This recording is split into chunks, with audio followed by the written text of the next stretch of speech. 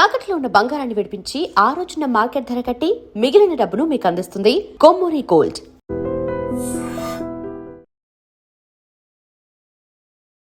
Ladies and gentlemen, welcome to iDream Media. నేను Priyadarshan. So basically పళ్ళున్న చెట్లకే రాళ్ళ దెబ్బలు అంటూ ఉంటారు కదా. సో ఈ మధ్య సెలబ్రిటీలందరికీ ఏదో ఒక క్రిమినల్ కేసు కానీ, లేదంటే సంథింగ్ ఎథికల్గా కానీ, అనెథికల్ అని చెప్తూ, లేదంటే ఇల్లీగల్ అని చెప్తూ వాళ్ళు ఏదో ఒక తప్పు చేస్తున్నారంటూ ఈ మధ్య వైరల్ అవుతున్నారు. కొన్ని క్రిమినల్ కేసెస్ కూడా పడుతున్నాయి. లైక్ మంగ్లీ గారిని చూసాం, విష్ణుప్రియ గారిని చూసాం, లేదు రీసెంట్గా అశూరెడ్డి గారిని చూసాం. సో ప్రస్తుతానికైతే మనం అశూరెడ్డి గారి గురించి కొంచెం డీప్గా మాట్లాడుకుందాం. సో నాతో పాటు హైకోర్టు అడ్వకేట్ శివరావు గారు ఉన్నారు, మాట్లాడదాం. సార్ నమస్తే. నమస్తే. బాగున్నారా? Yeah. So first of all Ashu Reddy case ఒకటి పరిశీలిస్తే, అది పర్సనల్ కేసు. యాక్చువల్లీ ప్రేమ పెళ్ళి అనేది ఎవరి పర్సనల్ వాళ్ళది. బట్ ఇప్పుడు పబ్లిక్ పాయింట్ ఆఫ్ వ్యూలోకి వచ్చింది, హనీ ట్రాప్ కింద కొంచెం చెప్తూ ఉన్నారు. సో మీరేంటి సార్, మీరు ఆ కేసుని ఏం అర్థం చేసుకున్నారు, మీరేం చెప్తారు? అశూరెడ్డి గారి కేసు చూసినట్లయితే కనుక దాన్ని మనము హనీ ట్రాప్ కేసు అని చెప్పేసి బయట మార్కెట్లో చెప్తా ఉన్నారు. కానీ నా వరకు వస్తే అది హనీ ట్రాప్గా లేదండి. అది ఏంటంటే వాళ్ళ మధ్యలో ఒక రిలేషన్ ఉంది, ఆ రిలేషన్ బ్రేకప్ అయ్యింది. ఇప్పుడు వచ్చేసి ఈయన కేసు పెడతా ఉన్నాడు. సో ఇది హనీ ట్రాప్కి సంబంధించినటువంటి కేసు అయితే కాదు. సో మీరైతే హనీ ట్రాప్ కాదని చెప్పారు. హనీ ట్రాప్ కేసు కాదు. ఎందుకంటే ఇక్కడ మనకున్న సమాచారం మేరకు ఆ ఎఫ్ఐఆర్ను మనము పరిశీలించిన తర్వాత మనకు తెలుస్తూ ఉన్నది ఏంటి అంటే 2018లో ఈ పర్సన్ ఎవరైతే అశూరెడ్డి బాయ్ ఫ్రెండ్గా చెప్పుకుంటా ఉన్నారో ఆయన ఈమెకు పరిచయం అవ్వడం జరిగింది. 2018లో పరిచయం అయిన తర్వాత 2020లో వాళ్ళు మ్యారేజ్ ప్రపోజల్స్ ఇరు వర్గాలు, అంటే అటు వాళ్ళ తరఫున ఇటు వీళ్ళ తరఫున మ్యారేజ్కి మాట్లాడుకోవడము, మ్యారేజ్ వరకు కూడా ఇష్యూ అనేది పోవడం జరిగింది. సో అక్కడ ఏం జరిగింది, మ్యారేజ్కి పోయిన సందర్భాలలో ఇంతకంటే అంటే దానికంటే ముందే ఈ అశూరెడ్డి బాయ్ ఫ్రెండ్ ఎవరైతే ఉన్నారో ఈయనకి మ్యారేజ్ అయింది, లేకపోతే ఈయనకి డివోర్స్ అయింది అని చెప్పేసినటువంటి సమాచారం ఈ అమ్మాయికి తెలిసింది.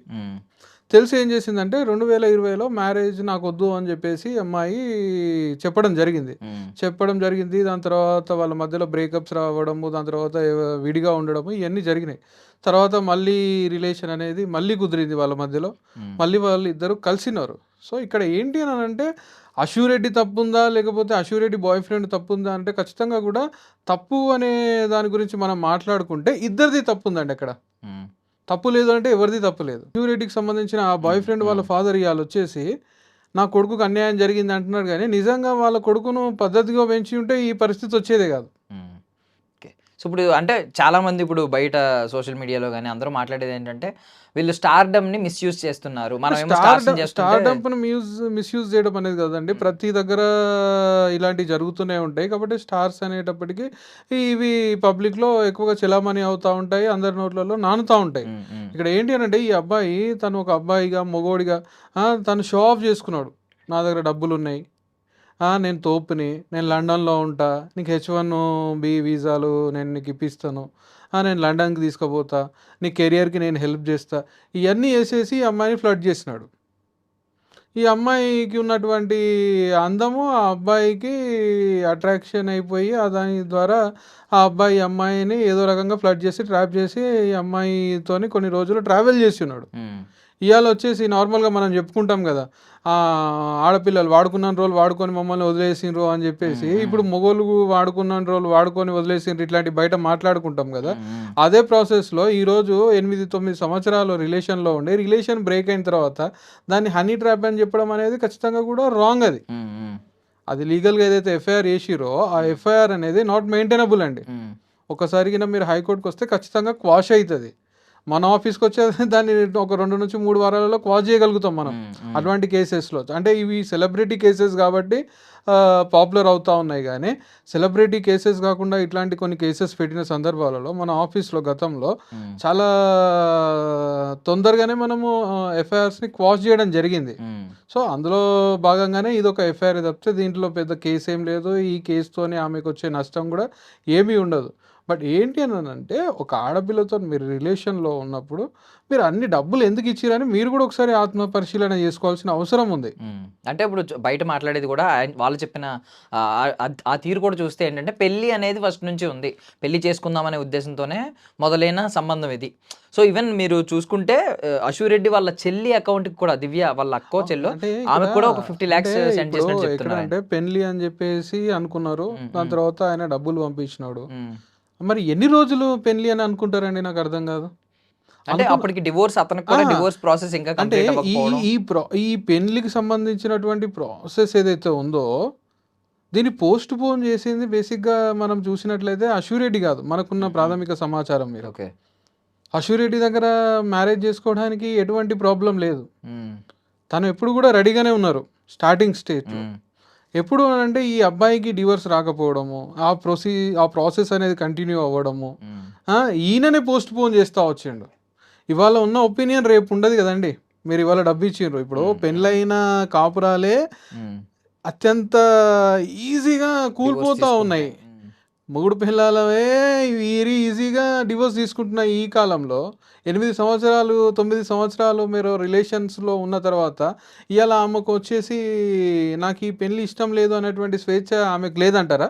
ఆ స్వేచ్ఛ ఓకే మీరు చెప్పినట్టు. అంటే ఇప్పుడు నచ్చనంతోనే ఎన్ని రోజులు అని చెప్పేసి కాపురం చేయగలుగుతుంది ఒక బట్ పెళ్లి ఆడపిల్ల? చేసుకుంటా అని మాట ఇచ్చి చేసుకోకపోతే చీటింగ్ చేసి పెట్టడం అవునండి. న్యాయమే కదా సార్. అవునండి. ఎన్ని రోజులని ఆగమంటారు ఆ అమ్మాయిని? ఆ అమ్మాయి కూడా వయసు పోతా ఉన్నది కదా, ఆ అమ్మాయిని ఎన్ని రోజులని ఆగమంటారు?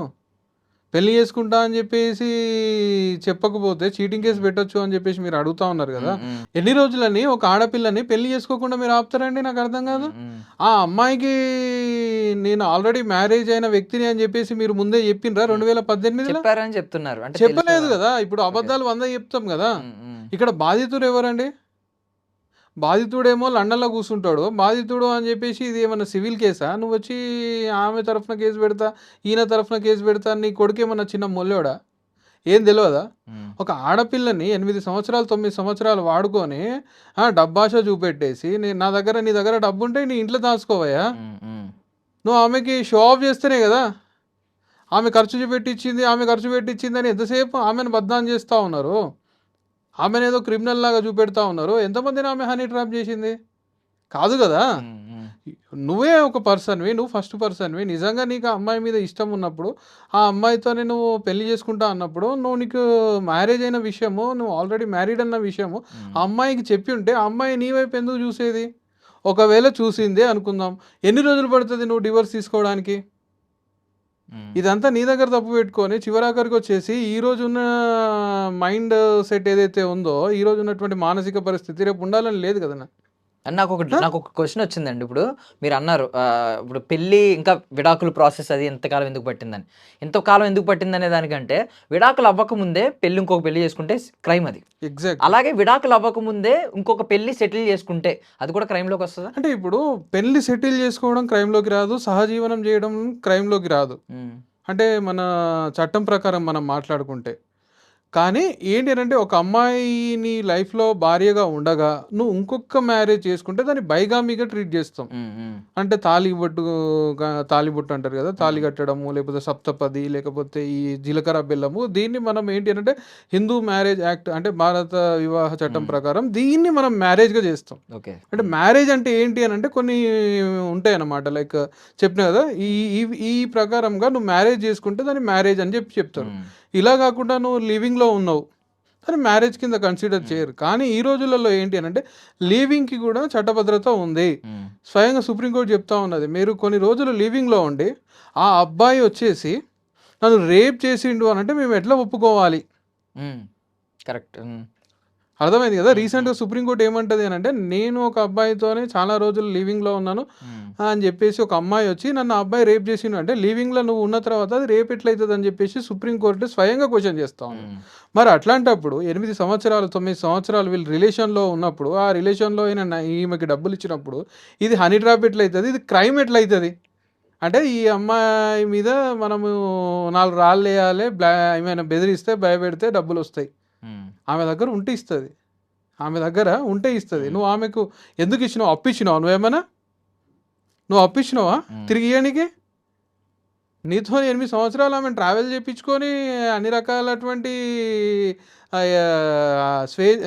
ఎంజాయ్మెంట్స్, అన్ని రకాలటువంటి అన్ని రిసీవ్ చేసేసుకొని నువ్వు ఆ పిల్ల దగ్గరికి వెళ్ళి ఆడపిల్లగా తను ఇవ్వగలిగింది తనిచ్చింది, మగ పిల్లగానిగా నువ్వు ఇవ్వగలిగింది నువ్వు ఇచ్చినావు. ఈ మాట ఆమె చెప్పగలుగుతుంది అంటారా? ఆడపిల్లగా నేను ఇవ్వగలిగాను అవి ఇచ్చాను అని చెప్పి అంటే చెప్పగలుగుతుందా అని అంటే ఆమె బయటికి రానంత వరకు, ఆమె మౌనంగా ఉన్నంత వరకు ఇట్లాంటి రాళ్ళు ఆమె మీద పడుతూనే ఉంటాయి. ఆమెను ఒక క్రిమినల్గా చూస్తూనే ఉంటారు.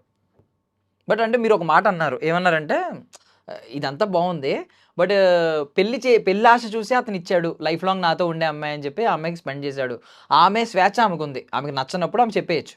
బట్ చెప్పేసినప్పుడు డబ్బులు తిరిగి ఇవ్వడంలో అంటే ఎంతో కొంత ఆమె దగ్గర ఉన్నాయి. ఇప్పుడు ఆమె దగ్గర లేనప్పుడు ఇవ్వమని ఎవరు అనరు. ఒకటండి, ఇప్పుడు మనం ఈ రోజు ఇక్కడ కూర్చొని షూట్ స్టార్ట్ చేసినాం కదా, ఉమ్, స్టార్ట్ చేసిన ఆ నిమిషాన్ని తిరిగి మీరు నాకు ఇవ్వగలుగుతారా? ఉమ్, ఒక ఆడపిల్లల జీవితంలోని 8 సంవత్సరాలు నువ్వు తిరిగి ఇవ్వగలుగుతావా? ఈరోజు నువ్వు ఒక అమ్మాయితోని లివింగ్లో ఉంటున్నావు. లివింగ్లో ఉంటే కూడా మెయింటెనెన్స్ ఇవ్వాలి అని చెప్పేసి కొన్ని సందర్భాలలో స్వయంగా సుప్రీంకోర్టు, హైకోర్టులు చెప్తా ఉన్నాయి. ఉమ్. ఇది ఆ మెయింటెనెన్స్ లాగా అనుకో, ఇది ఆ అల్యూమిని లాగా అనుకో. 8 సంవత్సరాలు నువ్వు నీతోనే ఆ అమ్మాయిని ఉంచుకున్నందుకు నువ్వు ఆ అమ్మాయికి ఇచ్చినటువంటి పరిహారంగా అనుకో. అంటే అలిమోని ఇప్పుడు మేము ఇప్పుడు అబ్బాయి డివోర్స్ తీసుకుంటే అలిమోని ఇస్తాడు. అబ్బాయి కావాలనే అంటున్నాడు కదా. యాక్చువల్లీ అబ్బాయి అష్యూరిటీ కావాలనే అతను అంటున్నాడు. ఎక్కడ అష్యూరిటీ అంటున్నాడు? వద్దంటుంది ఇక్కడికి ఎక్కడ వచ్చేసరికి. అంటున్నాడు? ఇప్పుడు పెళ్లి అప్పుడు ఆయన ఎప్పుడైనా వచ్చి ఎక్కడైనా మాట్లాడంగా మీరు విన్నారా పోనీ? అంటే ఇప్పుడు పెళ్లి ఆమె చీట్ చేసిందని అంటున్నారు కదా. ఆమె ఆ- పెళ్లి ఆయన చేసుకోను వచ్చి అంటుంది ఆయన అని వచ్చి చెప్పి. అబ్బాయి వచ్చి కంప్లైంట్ అబ్బాయి ఇచ్చి తండ్రి ఇచ్చాడు కదండి మీకు. తండ్రి ఏంటి? ఆయన చిన్న ముల్లే అండి, నాకు అర్థం కాదు. ఆయన మేజర్ కదా, ఈ అబ్బాయి మేజర్ కదా. ఉమ్, ఈ అమ్మాయితో తిరిగినప్పుడు తండ్రి లేడు, ఉమ్, ఈ అమ్మాయితో ఎంజాయ్ చేసినప్పుడు తండ్రి లేడు, ఉమ్. ఈ అమ్మాయికి డబ్బులు ఇచ్చినప్పుడు తండ్రి లేడు. ఇప్పుడు వచ్చేసి నేను ఇన్నోసెంట్ అని చెప్పేసి తండ్రిని పంపిస్తే ఇది ఎక్కడి పద్ధతి? ఓకే. ఆ? ఇది ఇట్లా చెప్పుకుంటూ పోతే చట్టం అనేది ఇక చూస్తూ ఉండిపోవాలా మీరు ఏం చేసినా కానీ? సరే, చట్ట ప్రకారం క్వశ్చన్ అడుగుతున్నానండి. ఇప్పుడు ఆయన ఒకవేళ ప్రూఫ్లు చూపించి ఇదిగోండి నేను ఇంత సెండ్ చేశాను, అవునండి, ఇన్ని సెండ్ కోట్లు చేసినావు. సెండ్ చేశాను అని దేనికి సెండ్ చూపిస్తే చేసినావు? దేనికి సెండ్ చేసినావు? అది పెళ్లి చేసుకుంటుందని హామీ ఇచ్చింది కాబట్టి సెండ్ చేశాను. అరే హామీ ఏంటండి మరి? భలే చెప్తారు మీరు. హామీ ఏంటి? ఆమె రిటర్న్ గా రాసి ఇచ్చింది దానికి పెళ్లి ఏదో చేసుకుంటా మెసేజెస్ అని? ఉంటాయి కదండి. ఏంటిది మెసేజ్? ఏదో ఒకటి తీసుకొచ్చి బయట పెట్టమన్నాడు కదా. చాట్లు కానీ ఏదైనా ఉంటది కదా. ఒకటి మిత్రమా, ఒకటి అబ్బాయి అమ్మాయి పెళ్లి చేసుకుంటా అని చెప్పేసి మాట ఇవ్వడము ఒకటి, ఉమ్, పెళ్లి చేసుకోవడం రెండు. పెళ్లి చేసుకున్న తర్వాత భార్యాభర్తలు 20 సంవత్సరాలు 30 సంవత్సరాలు కాపురం చేసి ఈరోజు విడాకులు తీసుకుంటా ఉన్నారు, డివోర్స్ తీసుకొని విడిపోతూ ఉన్నారు. సో వాళ్ళు రిలేషన్లో ఉన్నారు. ఆ రోజు నువ్వు నచ్చి ఆ అమ్మాయి నీతో వచ్చినప్పుడు, ఆ అమ్మాయి నేను యాక్సెప్ట్ చేసినప్పుడు, నేను పెళ్లి చేసుకోవాలి అనుకుంది, పెళ్లి చేసుకుంటా అని చెప్పేసి నీతో అన్నది, ఉమ్, నిన్ను భర్తగా ఊహించి నీతో ఉన్నది, నువ్వు తనను భార్యగా ఊహించి తన మీద ఇన్వెస్ట్ చేసినావు, ఖర్చు పెట్టినావు, ఉమ్, ఉమ్. ఇదంతా బాగానే జరిగింది. తర్వాత మీ మధ్యలో చెడింది. ఇప్పుడు వచ్చేసి నాకు డబ్బులు ఇయ్యి అని అంటే, ఇప్పుడు వచ్చి నువ్వు నాకు డబ్బులు ఇయ్యి అని అంటే, ఆ ఆడపిల్ల ఎక్కడి నుంచి డబ్బులు తీసుకొస్తుంది? ఎక్కడి నుంచి డబ్బులు తీసుకొస్తుంది? కాదు, ఇప్పుడు నువ్వు వద్దు అనుకున్నప్పుడు ఇన్ని రోజులు మీకు ఎప్పుడన్నా డివోర్స్ అయినప్పుడు ఫైనాన్షియల్ సెటిల్మెంట్ చేస్తారు ఎవరో ఒకరు వినండి, తరపున. ఇన్ని రోజులు నువ్వు వాడుకున్నది, ఉమ్, ఉమ్, ఇన్ని రోజులు ఆమెతో నేను ఎంజాయ్ చేసింది, ఉమ్, ఇన్ని రోజులు ఆమెను తిప్పుకున్నది, ఉమ్. అవన్నీ తిరిగి నువ్వు ఆమెకి ఇయ్యగలుగుతావా? ఆ టైంని, ఆ కాలాన్ని నువ్వు ఆమెకి ఇయ్యగలుగుతావా? సో కోర్టు అయితే ఇదే చెప్తుంది అంటారా? మీరు చట్టం ఇదే ఖచ్చితంగా, చెప్తుంది అంటారా? ఖచ్చితంగా. తిరిగి ఇవ్వాల్సిన అవసరం లేదు ఒకవేళ ప్రూవ్ చేసినా కూడా. ఏముంటది? ఎట్లా ఎట్లా ఎందుకు ఇస్తుంది ఆమె? రేపు పొద్దుగాల అంటది ఈయన వచ్చేసి, ఒకవేళ మనం అనుకుందాం ఏమంటదా లేదా మనకు తెలియదు, మన పర్సనల్గా అనుకుందాము, ఆమె మనకి ఎప్పుడు కాంటాక్ట్ కూడా లేదు. నేను ఏమంటున్నా, రేపు పొద్దుగాల ఆమె అంటది, అవును సార్ నన్ను వాడుకున్నాడు, నాతో తిరిగిండు, ఉమ్, దానికి నాకు ఖర్చు పెట్టిండు, ఇక్కడ ఇప్పుడు ఇప్పుడు నేను ఎందుకు ఇవ్వాలి అని అడుగుతుంది. అప్పుడు దానికి సమాధానం ఏమి? ఉమ్, నువ్వు ఎందుకు ఇచ్చినవయ్యా? నాకు అర్థం కాదు. పెళ్లి చేసుకున్నాక ఇవ్వాల్సిందే. ఉమ్. పెళ్లి చేసుకుంటా అని చెప్పేసి నువ్వు ముందే ఇచ్చినావు అంటే తప్పు నీది కదా. అట్లా అనుకుంటే రేపు పొద్దుగాల నేను ఇప్పుడే చెప్తా ఉన్నా, ఒక అమ్మాయి ఇప్పుడు రేపు పొద్దుగాల పోయి, ఇదే అమ్మాయి రేపు పొద్దుగాల ఈ అశురెడ్డి గారు వెళ్ళి నన్ను వాడుకున్నాడు, నన్ను శారీరకంగా వాడుకున్నాడు అని చెప్పేసి రేపు పొద్దుగాల ఈ అబ్బాయి మీద రేప్ కేసు పెడితే దానికి మీ సమాధానం ఏమి? ఈవెన్ ఆమె కాల్లో కూడా ఇదే మాట లీక్ అయింది. ఒక కాల్ ఆడియో రికార్డింగ్ లీక్ అయింది.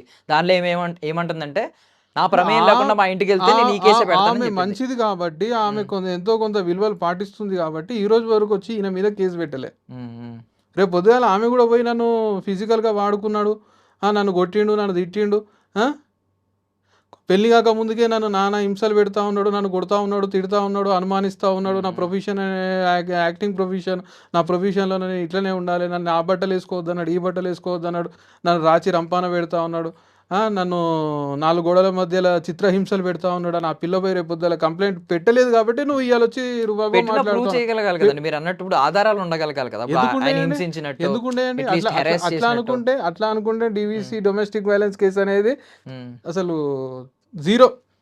అంటే మీకు 4 గోడల మెడికల్ మధ్యలో చెకప్స్ అయ్యి ఉంటాయి కదా మీకు. అదే మెడికల్ ఫిజికల్ హెరాస్మెంట్ అయితే అవును, ఫిజికల్ హెరాస్మెంట్ అయితే మెడికల్ చెకప్, అది అన్నీ ఎప్పుడు వస్తాయి? అవన్నీ ఎప్పుడు వస్తాయి? ఎంక్వైరీలో వస్తాయి కదా. ఫస్ట్ అయితే తను వచ్చి కేసు పెట్టలేదు కదా. సో ఫిజికల్గా కలిసినరో లేకపోతే ఇంకోటి అయినరో ఏదో అయింది అని చెప్పేసి ఇప్పుడు అమ్మాయి కేసు పెట్టే అవకాశం ఉన్నది అని నేను ఇక్కడ చెప్తా ఉన్నా. సో అవి ప్రూవ్ కావాల్సింది ఎప్పుడు? ట్రయల్లో కదా నిరూపణ జరిగేది. ఇక ట్రయల్ కండక్ట్ కానంతసేపు ఈ అబ్బాయి మీద కూడా ఎఫ్ఐఆర్ అవుతుంది కదా, ఈ అబ్బాయిని కూడా దోషిగానే చూస్తారు కదా. ఇంత జరుగుతూ ఉన్నా నాన్నను పంపి ఏదో చిన్న పిల్లగాని లెక్క చిన్న మొల్లి లెక్క కేసులు కట్టిస్తూ ఉన్నాడే కానీ ఈయనొచ్చి ఎందుకు మాట్లాడతలేడు, ఈయనొచ్చి ఎందుకు కేసులు కడతలేడు, ఈయనొచ్చి ఎందుకు పబ్లిక్ని ఫేస్ చేయలేకపోతా ఉన్నాడు. ఎంతో కొంత తప్పు నీ దగ్గర కూడా ఉంది కదా. సో ఇక్కడ ఇక్కడ ఇక్కడ ఆశూరెడ్డి వినండి మిత్రమా, ఆశూరెడ్డి గారిని మనం వెనకేసుకొని రావట్లేదు ఇక్కడ. ఆశూరెడ్డి గారు సిన్సియర్ అని చెప్పట్లేదు, ఎట్ ద సేమ్ టైం ఆశూరెడ్డి అనే అమ్మాయి తప్పు చేసింది అని కూడా చెప్పట్లేదు. కానీ ఏంటి అని అంటే మీరు తిరిగినంతసేపు బాగానే తిరిగి చివరాఖరికి వచ్చేసి నా దగ్గర అంత డబ్బు తీసుకున్నాడు అని చెప్పేసి నువ్వు మాట్లాడుతూ ఉన్నావు. కానీ అన్ని రోజులు ఆ అమ్మాయి నీ వెనకాల ఎందుకు తిరిగింది? బీ ప్రాక్టికల్ అంతే. ఇక్కడ ఎందుకు తిరిగింది ఆ పిల్ల? ప్రపంచంలో నీకంటే పెద్ద మొగోడు మునగాడు దొరకడం పెళ్లి చేసుకోవాలని ప్రతి అమ్మాయికి ఏ తల్లిదండ్రులైనా వినండి, ఏ తల్లిదండ్రులైనా గుడిసెలో ఉన్న తల్లిదండ్రులైనా బిల్డింగ్ లో ఉన్నటువంటి అబ్బాయికి ఇచ్చి పెళ్లి చేయాలి అని చెప్పేసి కోరుకుంటారు. ఏ ఆడపిల్ల అయినా ఏ అమ్మాయి అయినా మన దేశంలో ఏంటంటే వాళ్ళకంటే మంచి స్టాండర్డ్స్ లో ఉన్న అబ్బాయిని చేసుకోవాలని కోరుకుంటారు. ఆ విధంగానే ఈ అమ్మాయి కోరుకుంది, ఆ విధంగానే ఈ అమ్మాయి కెరియర్ లో భాగంగా ఇలా డబ్బులు పెట్టి ఉండొచ్చు కాక అంత మాత్రాన హనీ ట్రాప్ అని ఎట్లా అంటావు నువ్వు?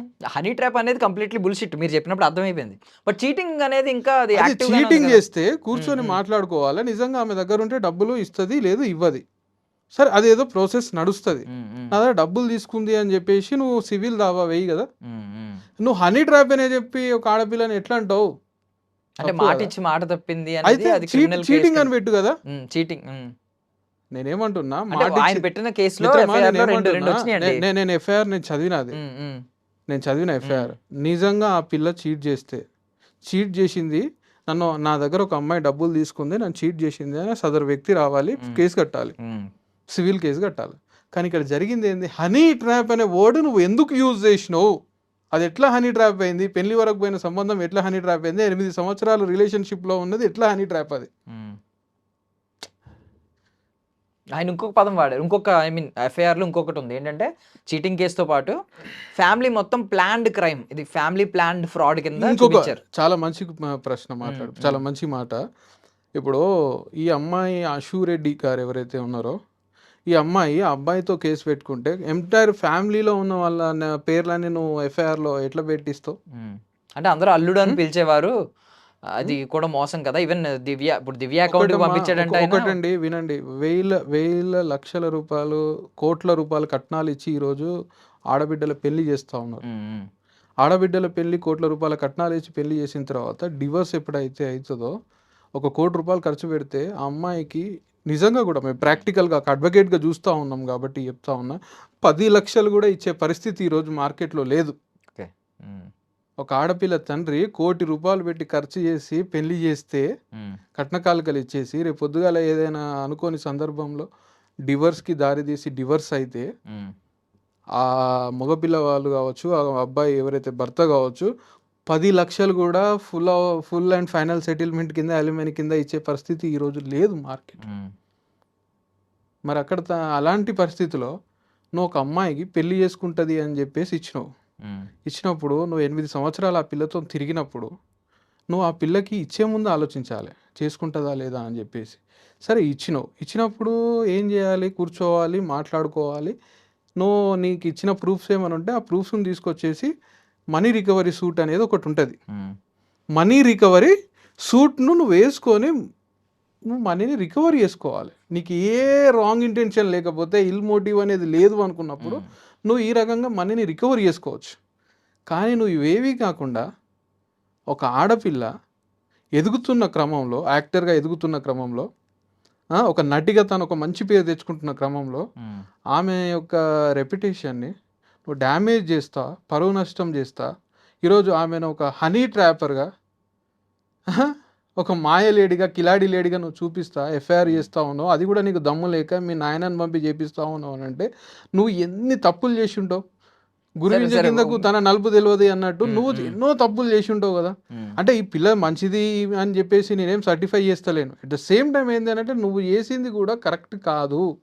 అని చెప్పేసి ఖచ్చితంగా చెప్పగలుగుతాను నేను చెప్తా ఉన్నా కూడా ఈ ఎఫ్ఐఆర్ ఏదైతే ఉందో మిత్రమా, ఈ ఎఫ్ఐఆర్ ఈ రెడ్డి గారి మీద ఏదైతే ఎఫ్ఐఆర్ జరిగిందో ఈ అమ్మాయి మీద, ఆ ఎఫ్ఐఆర్ అనేది రేపు పొద్దుగాల నాట్ మెయింటైనబుల్. మనలాంటి ఆఫీస్కి వస్తే ఖచ్చితంగా 2 వారాలలో ఆ ఎఫ్ఐఆర్ని మనం క్వాజ్ చేయగలుగుతాం. ఓకే. సో ఏంటి అని అంటే, ఈ అమ్మాయి ఎంతో కొంత ఎథిక్స్ విలువలు పాటిస్తూ ఉన్నది కాబట్టి ఇప్పటివరకు బయటికి వచ్చి ఇష్టం వచ్చినట్టు మాట్లాడతలేదు అనేది నా వ్యక్తిగత అభిప్రాయం. ఓకే. సో ఇప్పుడు మీరు ఇందాక ఒక మాట అన్నారు, మనీ సూట్ వేసుకోవచ్చు, అది కాకుండా ఈ క్రిమినల్ కేసు కింద తీసుకొచ్చాడు ఆయన అని చెప్పి. ఆయన ఇంటెన్షన్ ఏమై ఉంటుందని మీరు పర్సనల్ అనుకుంటారు? ఇది ఏం లేదు, ఈ అమ్మాయిని డ్యామేజ్ చేయాలి, ఈ అమ్మాయిని మార్కెట్లో ఏంటి అని అంటే ఒక నటిగా ఎదగనీయకూడదు. ఇంకా నేను తప్ప నీకెవరు గతి లేదు అని చెప్పేసేటువంటి ఒక మూర్ఖపు మైండ్ సెట్, మూర్ఖపు మెంటాలిటీతోని ఒక ఆడపిల్లని కావలసుకొని ఇబ్బంది పెట్టి తన కాళ్ళ దగ్గరికి నేను రప్పించుకుంటా అనేటువంటి పురుషహంకారమో లేకపోతే ఇంకేందో తెలియదు నాకు, కానీ ఈ మైండ్ సెట్తోనే ఇదే చేసిండు అని నేను అనుకుంటున్నా. ఎందుకంటే మనకు చాలా క్లియర్గా కనబడతా ఉన్నది. నువ్వు డబ్బులు ఇచ్చిన మాట వాస్తవం, మీరు రిలేషన్లో ఉన్న మాట వాస్తవం. ఒక అమ్మాయితోనే నువ్వు రిలేషన్లో ఉండి ఆ అమ్మాయికి నువ్వు డబ్బులు ఇచ్చినప్పుడు నువ్వు చేయాల్సింది ఏంది? మనీ రికవరీ సూట్ వేసుకోవాలి కదా. మనీ రికవరీ సూట్ వేసుకోకుండా నువ్వు ఆమెను క్రిమినల్ వైపు లాగి ఆమె మీద హనీ ట్రాప్ అని చెప్పేసి నువ్వు ఎఫ్ఐఆర్లో హెడ్డింగ్లో పెట్టేసి ఆమెను నువ్వు బజార్కి ఇడుస్తూ ఉన్నావు అని అంటే నీకు ఏ ఇల్ మోటివ్ అనేది లేదా? నీకు ఏ రాంగ్ ఇంటెన్షన్ అనేది లేకుండానే నువ్వు ఇదంతా చేసినావా అంటే నువ్వు ఒక క్రిమినల్ మైండ్ సెట్ ఉన్నటువంటి వ్యక్తివి అని చెప్పేసి చాలా క్లియర్గా తెలిసిపోతా ఉన్నది. రేపు పొద్దుగాల ఆర్గ్యుమెంట్లో కూర్చోబెడితే మొత్తం చెమట ఏమంటారు చెప్డలు కక్కిస్తాం మేము. ఓకే. గట్టి అడ్వకేట్ దొరికితే ఆర్గ్యుమెంట్లో money recovery suit, civil suit వేసుకోవాల్సిన కేసుని నువ్వు ఏ విధంగా హనీ ట్రాప్ అన్నావు? మరి ఎంతమందిని అమ్మ హనీ ట్రాప్ చేసింది? పెళ్లి వరకు పోయి పెళ్లి బ్రేక్ అయిన ఈ కేసులు ఈ దేశంలో 100,000 కాదు లక్షలలో కోట్లలో ఉన్నాయి, లేవంటారా? మీ నోటీస్లో లేదా ఒక మీడియాగా? మరి అట్లాంటప్పుడు ఈ మ్యారేజ్ బ్రేక్ అయినప్పుడు ఏదైనా మీకు ఇచ్చిపుచ్చుకునేటివి ఉంటే మీరు పెద్ద మనుషులలో సెటిల్ చేసుకోవాలి. సెటిల్ కాకపోతే మనీ రికవరీ సూట్ వేసుకోవాలి. కానీ ఒక ఆడపిల్ల మీద హనీ ట్రాప్ అయిన కేసు ఎట్లా పెడతావు? ఓకే. ఆ పెట్టిన సదర్ పోలీస్ వాళ్ళు ఎట్లా దాన్ని ఎఫ్ఐఆర్ కట్టిరు? So this case is not maintainable. This case is not at all maintainable. దీన్ని ఖచ్చితంగా క్వాష్ చేయొచ్చు. సో నేను ఒక సోషల్ యాక్టివిస్ట్గా మాట్లాడండి, అడ్వకేట్తో పాటు అడ్వకేట్గా కూడా ఉంటూ అంటే ఏంటంటే ఒకవేళ రేపొద్దున అశూరెడ్డి రూపాయి కూడా ఇవ్వక్కర్లేదు, అశూరెడ్డి తప్పేం చేయలేదు అని చెప్పి కోర్టు తీర్పిస్తే ఇది చాలా మందికి రోల్ మోడల్ అయ్యే ఛాన్స్ ఉంది కదా. అంటే వాళ్ళు ఫినాన్షియల్లీ లోలో ఉన్నప్పుడు, అంటే నేను నా క్వశ్చన్ పూర్తిగా వినండి, ఫినాన్షియల్లీ లోలో ఉన్న అమ్మాయిలు ఎవరొకరిని పెళ్లి చేసుకుంటా అని చెప్పి వాళ్ళు ఎదిగిన తర్వాత నేను చేసుకోను అని చెప్పేయడానికి ఈజీగా ఒక బ్లూ ప్రింట్ కనిపిస్తుంది. చాలా మంచి మాట చెప్పినారు మిత్రమా. నేను ఒక ఎగ్జాంపుల్ చెప్తాను మీకు. ఒక భర్త ఉన్నాడు, ఒక భర్త పెళ్లి చేసుకున్నటువంటి భర్త ఉన్నాడు. ఆ భర్త ఏం చేస్తాడు అంటే తన భార్యని కష్టపడి చదివిపించేసి ఒక గవర్నమెంట్ ఒక మంచి ఆఫీసర్ లాగా చేస్తాడు. దాని తర్వాత ఆమె ఏం చేస్తుంది, వచ్చేసి ఈ భర్తకి డివోర్స్ ఇస్తుంది. ఇట్లా ఈ విధంగా మన దేశంలో ఎందరో మంది మగవాళ్ళు ఆడవాళ్ళని చదివించి వాళ్ళని ప్రయోజకులుగా చేసి తర్వాత వాళ్ళు వచ్చేసి మళ్ళీ వీళ్ళతో ఈ భర్తలతో ఉండలేక డివోర్స్ ఇచ్చిన సందర్భాలు ఉన్నాయి. ఇదే సందర్భాలు ఆపోజిట్ జెండర్లో కూడా ఉన్నాయి. ఇప్పుడు మగవాళ్ళని డెవలప్ చేసిన తర్వాత మగవాళ్ళ జాబ్ కొరకి వాళ్ళ తాలిమట్టెలు పుస్తలు ఇవన్నీ అంటారు కదా, ఇవన్నీ అమ్మి వాడికి మగవాడికి జాబ్ వచ్చే విధంగా చేసిన తర్వాత, మగవాడు కెరియర్లో సెట్ అయ్యే విధంగా, బిజినెస్లో సెట్ అయ్యే విధంగా చేసిన తర్వాత వాడి ఈ అమ్మాయిని భార్యను వదిలేసిన సందర్భాలు ఉన్నాయి. ఇప్పుడు మీరు అన్నారు దీన్ని అవకాశంగా, దీన్నే ఒక రోల్ మోడల్గా దీన్ని తీసేసుకొని నెక్స్ట్ జనరేషన్ అమ్మాయిలంతా ఇట్లా చేస్తుంటారు. కానీ దేనికైనా కానీ prevention is better than a cure అని చెప్పేసి చెప్తారు. నిజంగా ఇది చెడుగా మీరు తీసుకుంటే అబ్బాయిలు కూడా ఇట్లా జరుగుతుంది అని చెప్పేసి ముందే మీరు గ్రహించి మీరు పైసలు ఇచ్చుడు మానేయండి కదా. మీరు పెళ్లి చేసుకున్నాక మీ పిల్లలకు పెట్టుర్రి, అంతేగాని మా దగ్గర పైసలు ఉన్నాయని చెప్పేసి కాస్ట్లీ బైకులు ఉన్నాయి, కాస్ట్లీ కార్లు ఉన్నాయి, బంగారం ఉన్నది, బ్రాస్లెట్లు ఉన్నాయి, కార్లు ఉన్నాయి అని ఇవన్నీ షో ఆఫ్ చేసేసి ఆ అమ్మాయిని ఫ్లడ్ చేసేసి ఈ అమ్మాయిని ఫ్లడ్ చేసేసి ఆ తర్వాత ఆ అమ్మాయితో తిరిగినన్ని రోజులు తిరిగి, అంటే ఇక్కడ అబ్బాయికి డబ్బులు ఇచ్చిండు కాబట్టి అమ్మాయి మోసపోయిండు, లేకపోతే అమ్మాయికి జరిగింది మోసం కాదా? ఆ రోజు నచ్చిన నువ్వు ఈ రోజు నచ్చలేదు అని అంటే వాళ్ళ మధ్యలో జరిగినటువంటి అవి పర్సనల్గా జరిగినటువంటి ఏందనేది మనకెట్లా తెలుస్తుంది చెప్పండి? ఇక్కడ కూర్చొని మాట్లాడుకునే మనకు కానీ, మీడియాలో మాట్లాడుకునే వాళ్ళకి కానీ, లేకపోతే సోషల్ మీడియాలలో మన మాటల కింద దిక్కుమాల కామెంట్లు పెట్టేటోళ్ళకి కానీ, ఆ అమ్మాయి యాక్టర్, అమ్మాయి నటి, యాక్ట్రెస్, ఆ అమ్మాయి నటి అనుకున్నప్పుడు ఆ అమ్మాయి ప్రొఫెషన్లో ఆ అమ్మాయి అట్లాగే ఉంటుంది. ఆ అమ్మాయిని తప్పు పట్టడము, లేకపోతే ఆ అమ్మాయిని మాటలు అనడము, లేకపోతే ఆ అమ్మాయి కాబట్టి నిందలేస్తాము, ఎక్కడ కూడా ఏంటంటే బలహీన సామాజిక వర్గం అనేది నిందలకు గురి అవుతుంది. ఇక్కడ విమెన్ కాబట్టి నిందలకు గురి అవుతూ ఉన్నది. ఈరోజు ఏం కొత్త కాదు ఆడపిల్లలు నిందలకు గురవడం, అనాదిగా ఆడపిల్లలు నిందలకు గురి అవుతానే ఉన్నారు. నువ్వు ఫస్ట్ ఏంటి అని అంటే గన్ని కోట్ల రూపాయలు ఎందుకు ఇచ్చినావు? పెళ్లి చేసుకుంటా అన్నంత మాత్రాన ఇచ్చేస్తావా? ఇలా పెళ్లి జరగలేదు, దానికి నువ్వేం చేయాలి? సేమ్ క్వశ్చన్ రిటర్న్ లో అడుగుతున్నారు చాలా మంది. అంటే నచ్చనప్పుడు వదిలేసినప్పుడు రిటర్న్ ఇచ్చేసి కదా అదే డబ్బులు అని అండి, చెప్పి. ఇవాళ ఇప్పుడు నువ్వు అప్పుకి ఇవ్వలేదు కదా, ఖర్చులు అయిపోతాయి కదా, ఖర్చులు ఇప్పుడు అయిపోతాయి ఇల్లు కదా. ఉందనుకోండి ఆ పేరు మీద ఒకటి మణికొండలో 3 crores అంట, అదన్నీ అది అది 1.8 అది ఆయన అదే అదే ఇచ్చారంట. అదే సో అంటున్నా. అలాంటివన్నీ ఇప్పుడు ఇచ్చేయచ్చు కదా రిటర్న్. అదే అంటున్నా మిత్రమా, రిటర్న్ ఇవ్వచ్చు అన్న ఆలోచన బాగుంది. కొన్ని సందర్భం ఆమె ఇస్తా అని చెప్పేసి కూడా అన్నది అని చెప్పేసి మనకు కొంత సమాచారం ఉంది. కానీ ఏదైతే ప్రాసెస్లో ఈయన సదరు వ్యక్తి పోయి ఎఫ్ఐఆర్ కట్టినారో అది సరి అయిన పద్ధతి కాదు. ఎందుకంటే సివిల్ కేసుని క్రిమినల్ కేసుగా మార్చిండ్రు వాళ్ళు. ఓకే. సివిల్ కేసుని, సివిల్ దావాని క్రిమినల్ కేసుగా మార్చిండ్రు. మనీ రికవరీ సూట్లు వేసుకునేటువంటి కేసుని ఒక క్రిమినల్ కేసుగా, అందులో హనీ ట్రాప్గా మార్చిండ్రు. అంటే మీ మైండ్ సెట్స్ కరెక్ట్గా లేవు కాబట్టి ఆ పిల్ల నాకు తెలిసి మ్యారేజ్కి యాక్సెప్ట్ చేయలేదేమో, ఇట్లాంటి దరిద్రపు గొట్టు మైండ్ సెట్స్ ఉన్నాయి కాబట్టి ఈ అమ్మాయి మనీ ఇవ్వలేదేమో, చెప్పలేం కదా. సో ఏదేమైనప్పటికీ కానీ ఆ వ్యక్తి ఎవరైతే నేను మోసపోయినా అని చెప్పేసి వాళ్ళ నాయనతో కంప్లైంట్ చేయించిండో ఆ వ్యక్తి బయటికి రావాలా, ఆ వ్యక్తి వచ్చి బయటలో మాట్లాడాలా, ఆ వ్యక్తి కంప్లైంట్ చేయాలా. అంతేగాని ఇదేదో సివిల్ కేసుని క్రిమినల్ కేసు చేసేసి ఆయన తరఫున వీళ్ళ నానొచ్చి కంప్లైంట్ చేయడము, ఇది సరైన పద్ధతి కాదు. చట్టపరంగా ఇది నిలబడే కేసులు కూడా కాదు. థ్యాంక్ యూ అండి, thank you so much for your valuable time. And for more videos, Please subscribe to iDream channel. Subscribe to iDream Media. Please subscribe to iDream. Please subscribe to iDream. Please subscribe iDream. And please subscribe to iDream. For more videos, subscribe to iDream.